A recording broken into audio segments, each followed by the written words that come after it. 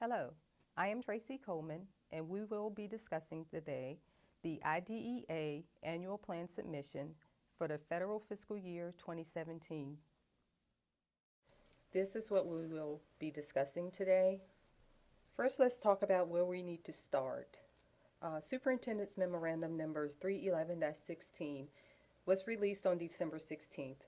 You should already have accessed this. In case you haven't, we've included a link here for your information. The annual plans are due on May 12, 2017, and it's for the 2017-2019 award amounts. The amounts for the federal fiscal year 16 should be used as the projected amount for your budgets, since we haven't received the 17 award allocation from the U.S. Department of Education. Some key planning points you need to keep in mind. Please be sure to read the application for any requirements that you will need to refer to. There are some things that you will be asking your superintendent to certify, so it's critically important that you take a look at those requirements and ensure that your policies and procedures are up to date. Since you will be certifying that certain regulatory requirements have been put in place, your application requirements are very important that you know about those. Be sure to meet with any key personnel in your offices, including your finance office and your superintendent, and anyone in instruction that you may be considering as part of the inclusion as being paid out of your IDEA funding for next year. Also, if you haven't done so already, be sure to get access to single sign-on, that is SSWS, and to Omega, which is the online management of federal grants.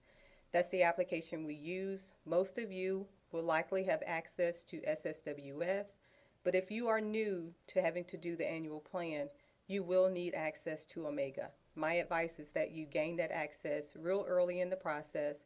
May will be here before you know it, and you will have to submit that information. And to ensure that you don't run into any problems, please ensure you get that access for yourself or whomever is responsible for the submission. Your section contacts is included in your annual plan, and I have included them here for your information. As always, I am the general contact information, Tracy Coleman. You have my contact information here. If you can't find it, you can always find contact information on the VDOE website. For the state-operated programs, that will be a change this year. Hank Millward will be your contact person if you have any questions for any state-operated programs. All the other contact information will remain the same as previous years. There are several required components of the annual plan. We have two versions. If you are an LEA or a school division, there are certain parts of the booklet will populate once you select the name of your school division or the name of the state-operated programs. Depending on which organization structure you are, being an LEA or an SOP, certain versions of the application may not appear. For example, if you are an SOP, the Maintenance of Effort Eligibility worksheet within the workbook may not appear, along with the excess cost worksheet that may not appear if you're a state-operated program. Those worksheets that are applicable to your LEA will appear once you select the name of your entity. First, let's cover the excess cost requirement. That workbook will be, or information for that information, will be submitted at a later date. Please be sure to look for a future superintendent's memorandum concerning excess costs. The excess cost requirement is information that LEAs must submit as it relates to equal access to special education for students with disabilities. This equal access means that school divisions will budget or make accessible the same materials or same information for students with disabilities as they make available for all students. Otherwise, if you do not meet this excess cost requirement, then you are not eligible to receive your IDEA allocation for the coming school year. What excess costs means, those are those costs for the education of elementary and secondary students with disabilities that are in excess of the average annual per pupil amount for your school division. It's an actual calculation where we will capture expenditure information Again, be on the lookout for future superintendent's memos concerning this requirement that will be forthcoming. As you open your workbook, the first screen you will see that will appear is the option for you to select the name of your school division or the name of the state-operated program. Please be sure that all macros have been enabled when you make your selection. Otherwise, the workbook will not populate. We do receive several phone calls throughout the year where once you select the name of your school division, the workbook doesn't populate. That's typically because you didn't remember to enable the content. We have found that the workbook does work differently if you're using a Mac computer, so it does work more efficiently or correctly if you're using a regular Dell or non-Mac computer. Please remember to enable, once you've enabled your macros, depending on which version of Excel you're using, it may appear differently. In many older versions of Excel, this is the screen that will appear, but the screen for you may be a little different. Make sure you enable the content so that the macro will load properly. Again, once you select your school division, your macro has been enabled. You'll notice the workbook will populate with different worksheets within the workbook. The screens that will appear will vary based on whether you're an LEA or whether you're a state-operated program. The welcome and instructions and cover and certification pages are basically the same. It may read a little different depending on whether you're a state-operated program or an LEA. All entities are required to submit the required information for each worksheet. Some state-operated programs do not receive a Section 619 allocation, where most do receive a Section 611 allocation. Not all LEAs have a regional or local jail, so this may or may not be applicable to your school division. We've already built into the application whether you have a regional jail or local jail, and if you have a local jail, this workbook should appear, but if you don't, it should not appear. LEA instructions. It's really important that you take the time to read through and familiarize yourself with how to complete the annual plan. If you're new, and even if you are a seasoned preparer, there are some changes from time to time as it relates to regulations or as it relates to information that we ask that you provide. There are links that are built into the instructions page. These links will take you to regulatory requirements or other information that may be helpful to you. Once you've read through, please be sure to make note of there's instructions for how to budget for your annual plan, along with object code information for explaining what the different object codes mean when you get to that section of the annual plan. It includes information on how you will gain access to SSWS, as well as information for Omega. The cover and certification page is the information that your superintendent will certify that you in fact have in place in order to receive your allocation. There are sections, if you notice, that are highlighted in yellow. Those are the required fields.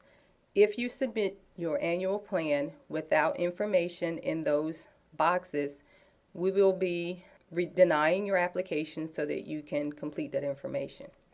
For example, a required component is the date that your board approved your application. So that date of approval by your board is necessary, along with the date approved by the superintendent and the name of your superintendent.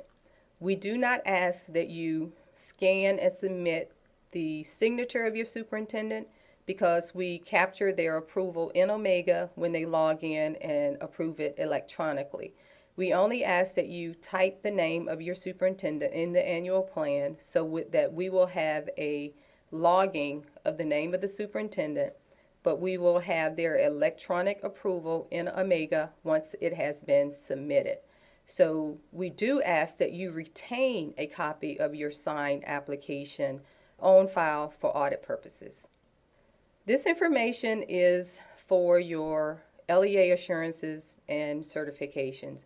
It consists of several pages. On the last page, if you scroll down on page 5, you will need to certify whether you have met the GEPA requirement, which stands for the General Education Provisions Act. This particular provision requires that you certify whether you have any barriers to entry. This is not a section where you talk about all the great things that you're doing for students with disabilities. It's asking you whether you have barriers in place, meaning that you are limiting access to special education services as a result of someone's gender, someone's race, national origin, color, disability, or age. So if you say that yes, you have barriers in your locality and you are limiting access to special education services, as a result, you are required to explain what are you doing in order to ensure that students with disabilities have equal access to the services that they are entitled to. Local and regional jails. This may or may not be applicable to your school division. However, if you do have a regional or local jail, please be sure to go back and take a look at your interagency agreement with either your sheriff office or whoever your jail administrators are. Typically, there is a memorandum of understanding that will exist between the LEA or the school division and the local jail. These are not required to be renewed every year if there aren't any changes, but we do ask that you take a look at them each year, and if there are changes within your interagency agreements between the jail and the school division, you will need to get any revisions made in the document and submit that to Ellen Harrison. Once you populate or select yes, there have been changes to your interagency agreement, the contact information for Ellen will appear in order for you to make that selection. You're only to submit your interagency agreement if it has been revised.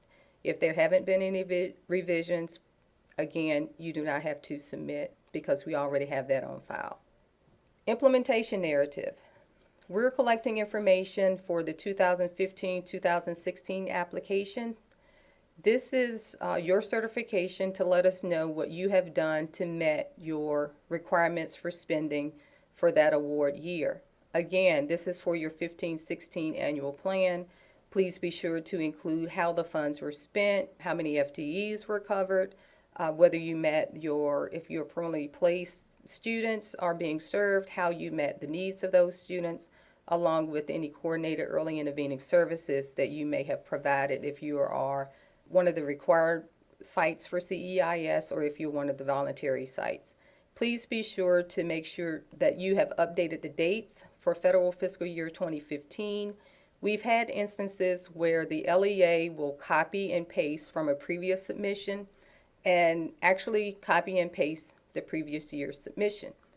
As a result, we've been required to send that back to you because you have submitted to us that you have met the requirements, for example, to the 2014-15 school year. We're asking for the 2015-16 school year. So please be mindful when you complete this section of your annual plan. The MOE or Maintenance of Effort Eligibility requirement. LEAs are required to meet a MOE eligibility. If you recall, many school divisions are aware that there is an eligibility requirement along with a compliance requirement. We will be collecting the eligibility requirement, which states that you are eligible to receive IDEA funding if you budget the same or more for special education as you did based on the subsequent year.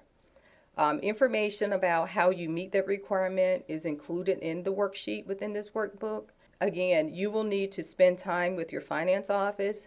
We are aware that budgets may not be final at this point, but whatever budget information is included in this section should be based on information that you have shared with your board.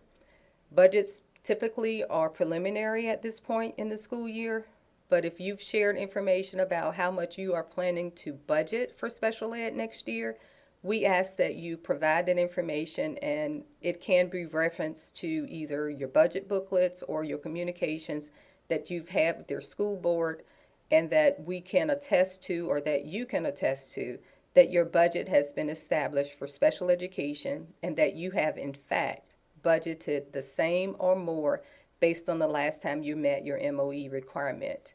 If you do not budget sufficient funds, we will need to deny your application until you come into compliance with this federal requirement. Again, meet with your finance office, make sure your budgets are included accurately. We've had instances where LEAs will submit to us the exact amount of your required or based on your compliance submission. So we basically know that you've submitted or entered information when we compare what your required budget amount, if it exactly meets your eligibility expenditure amount. Typically budgets are pretty fluid with personnel costs and non-personnel costs. So it should be based on your actual budget, not based on figures that you've captured from a previous submission. State-operated programs will now be required to submit your MOE eligibility. However, we will be capturing that information outside of the annual plan. So please be on the lookout for additional communications from my office concerning the MOE eligibility requirement for state-operated programs. I realize this is new for you, so I will need to cover more in-depth information in order for you to submit that data, but I will be sure to contact state-operated programs so you will be aware of what this requirement is so that you can make that submission. CEIS and PSA. Coordinated Early Intervening Services set aside for parentally placed private school students. Please be sure to complete this worksheet. If you are a required CEIS provider or you're required to set aside 15% or up to 15% of your LEA or your allocation for your Part B, you will need to answer no if you're not volunteering. But if you are required or volunteering to set aside for CEIS, you will need to submit or select yes. If you select yes, if you are required, you can only set aside or you are required to set aside exactly 15% of your Part B allocation. If you are volunteering to set aside for coordinated early intervening services, you can set aside up to 15%. So you can set a threshold or a dollar amount that's less than 15% for your school division. If you are doing the set aside for CEIS, please provide a brief narrative. Additional information will be asked of you at a later date. We just ask that you prepare for it or at least budget for CEIS.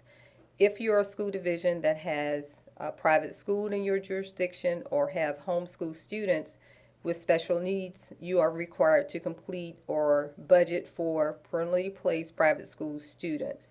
There is a worksheet that's available through SSWS that you can complete to submit or at least project the dollar amount for PSA.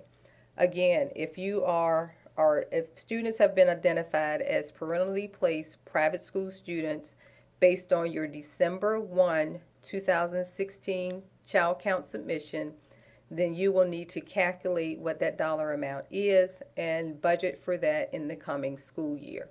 If you are volunteering or if you are required to set aside for CEIS, please be aware that this requirement or the voluntary submission for CEIS will impact your MOE requirement. Additional information concerning the impact of CEIS on MOE will be covered during the MOE submission for your compliance.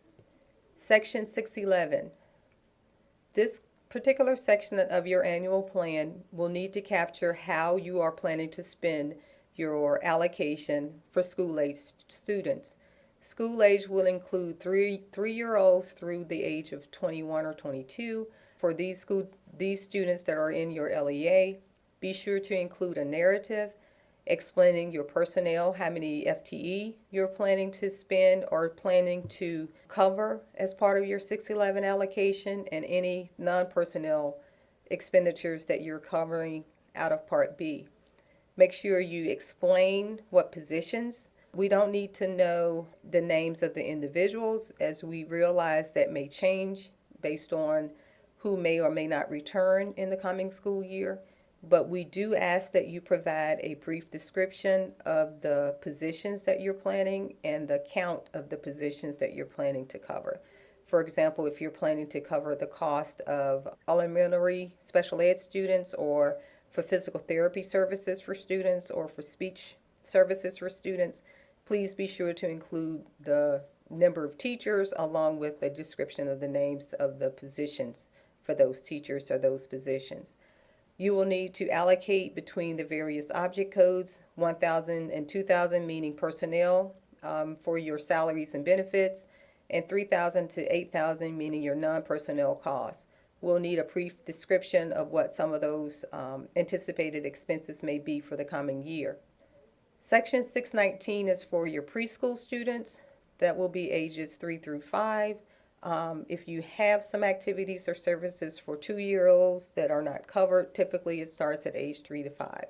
On page 1 again, if you have a joint application, we do have a few school divisions that operate a joint preschool program with a surrounding school division. If you do have a joint program, you are to complete section 1 of this workbook.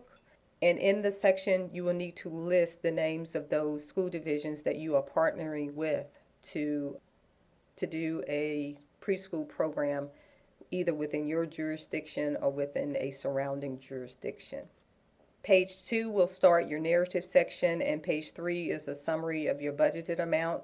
We have noticed when you do your submission for 611 and 619, be sure to make sure that if you decide to include dollar amounts in the narrative section, be sure to make sure that the dollar amounts that you include in the budget summary section, that's within the object code section of the application, actually agree. We found instances where errors exist between the narrative section and the summary sections of your budget. So it's really important that you be sure to type and include the accurate amounts in both the narrative section and the summary sections for your budget. If you feel that you may make a mistake between the dollar amount in the narrative section and the summary section, you are not required to put a dollar amount in the narrative section. Just include the dollar amount in your summary section, and that way you won't run the risk of submitting conflicting information between those two sections of your application. Once you've completed your annual plan, I want you to please be sure to remember these are some great pointers as you build your budget and as you prepare for spending not just your current year amounts and future amounts, that you are required to follow procurement practices and procurement regulations as is stated for federal and state law.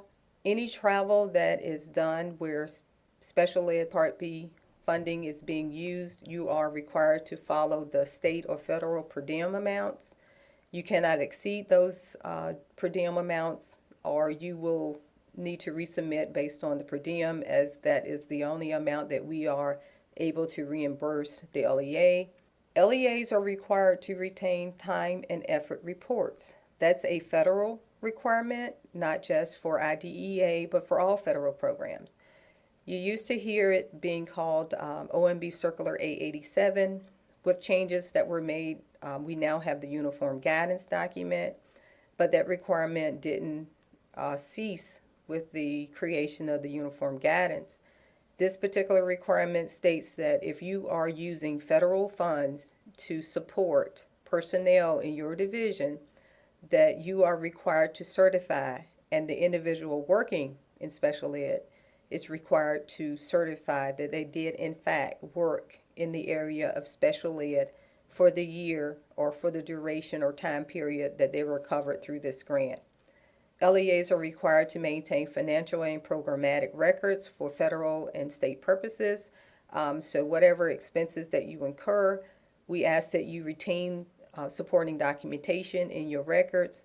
As a general rule, funds being used for students with disabilities are to support students with disabilities. The intent of the funding for special ed is for special education services or special education needs.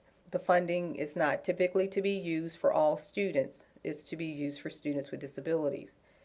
LEAs or school divisions are required to maintain a physical inventory or accurate records of property that is purchased with Part B allocations. It is please be mindful that if you are using funding to purchase iPads or computers, that we ask that you maintain a listing of what those items are and who they are assigned to for audit purposes. Additional advice.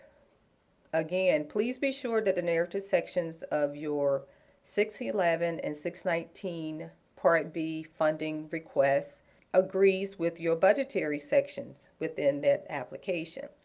We've had instances far too many times where the narrative section did not agree with the summary section. So be sure to double check that that information is accurate and they do in fact agree prior to submission. Be sure to plan accordingly. Most LEAs have already started having budget meetings. Be sure to meet with your SEAC committees or your local SEAC work people, along with your superintendent and school board as you prepare. Your annual plan is due for LEAs on May 12th and for state-operated programs on March 17th. If you only have once a month board meetings, then you will need to ensure that the application is included in your board's agenda well in advance of the May 12th submission date. Typically, boards will require at least 2 reviews of your annual plan. The first submission typically is for public comment and for the board to have time to review and ask questions. And the second review is for approval of your application. So if your board meetings are in mid-May, you may want to consider having your annual plan approved at its April board meeting, which will mean you will typically need to get on the board's agenda in March for first review. Prior to submission, again, meet with your local special ed advisory committee. Submit your application to your school board for approval. Make sure that the dates and times are appropriate in order to meet the submission deadlines. If you're a state-operated program, your application will need to be reviewed by the state's Special Education Advisory Committee, and we typically take that to the state board or the state committee in April of each year. So as a result, the SOP applications are due into the DOE in March so that we can prepare them for submission to the state Special Education Advisory Committee. Have your application signed by your superintendent, and please be sure to retain or maintain that signed application in your school division for audit purposes. You do not need to submit that to the DOE for approval. Again, the approval of your superintendent is captured through Omega through the electronic approval. Throughout the school year, be sure to monitor your budget. Make sure the activities covered through your budget were actually requested in your application. And we do realize that changes do occur. Make sure that you submit any budget amendments as necessary to capture any changes prior to expending funds so that we will be sure to be able to reimburse you for planned activities. Make sure you submit timely reimbursement requests throughout the year. We request or ask that you do them monthly. Some school divisions do them quarterly. We do not ask that you submit them annually. Ideally, monthly, at the very least quarterly. And make sure that you maintain time and effort reports for any positions that are supported through Part B allocation or Part B funds. When in doubt, please call. Contact information is here for you. We've tried to list the names of individuals that are the subject area experts, depending on the questions you may have. If you're not quite sure, you can always contact me, Tracy Coleman, and my contact information is available. Any one of us are available for you to ask questions of, and we will be sure to try to assist you in answering those questions. This concludes the presentation of the annual plan submission for the Federal Fiscal Year 2017 award.